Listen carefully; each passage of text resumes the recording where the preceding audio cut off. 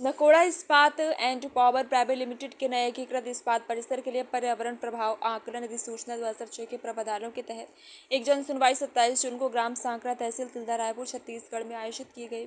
ये बैठक अतिरिक्त कलेक्टर देवेंद्र पटेल की अध्यक्षता में संपन्न हुई और छत्तीसगढ़ पर्यावरण संरक्षण बोर्ड के केंद्रीय प्रदूषण अधिकारी पीके राबड़े के द्वारा संचालित की गई। परियोजना प्रस्तावक में जन सुनवाई के दौरान परियोजना के बारे में संक्षिप्त जानकारी दी। परियोजना की अनुमानित लागत लगभग 684 करोड़ रुपए है और इसके लगभग 1200 व्यक्तियों को संभावित रोजगार मिलेगा। पर्यावरण संरक्षण के लिए प्रारंभिक पूंजीगत लागत लगभग 60 करोड़ रुपए है और आवर्ती लागत प्रतिवर्ष 10,000 करोड़ रुपए होगी।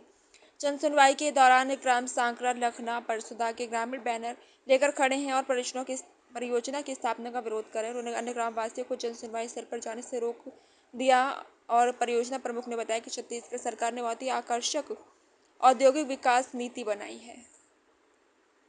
शर्मा है, महाप्रबंधक नाकोड़ा इस्पात एंड पावर प्राइवेट लिमिटेड। हमारी कंपनी द्वारा छत्तीसगढ़ शासन की औद्योगिक विकास नीति 2024-2030 के अंतर्गत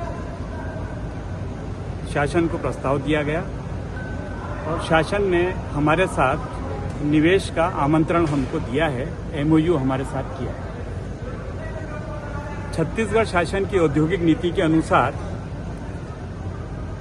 जो तिल्दा औद्योगिक क्षेत्र है, इसको औद्योगिकरण के लिए, औद्योगिक के विकास के लिए, क्षेत्र के विकास के लिए उन्होंने इसको ओपन किया है।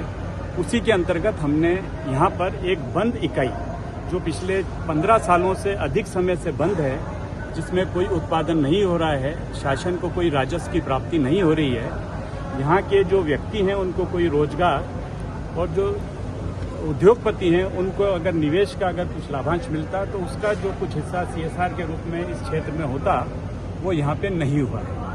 तो छत्तीसगढ़ शासन ये चाहता है कि छत्तीसगढ़ के विकास के लिए औद्योगिक नीति के हिसाब से छत्तीसगढ़ शासन अलग अलग प्रदेशों में जाके अलग अलग निवेशकों को छत्तीसगढ़ में आमंत्रित कर रहा है और आमंत्रित करके उनसे कहा है कि हमारे यहाँ का औद्योगिक माहौल बहुत अच्छा है, उसमें आप आइए और उसमें आके आप उद्योग लगाइए। इस प्रक्रिया के अंदर अभी जो 3 बड़े बड़े उद्योग बाहर के निवेशक अपने यहाँ पे आए हैं, एक सेमीकंडक्टर के यूनिट जो इस क्षेत्र में कहीं नहीं है, इसलिए अगर अपन 5 आसपास के स्टेट को भी देखेंगे तो सेमीकंडक्टर की एक नई यूनिट छत्तीसगढ़ में लगी है।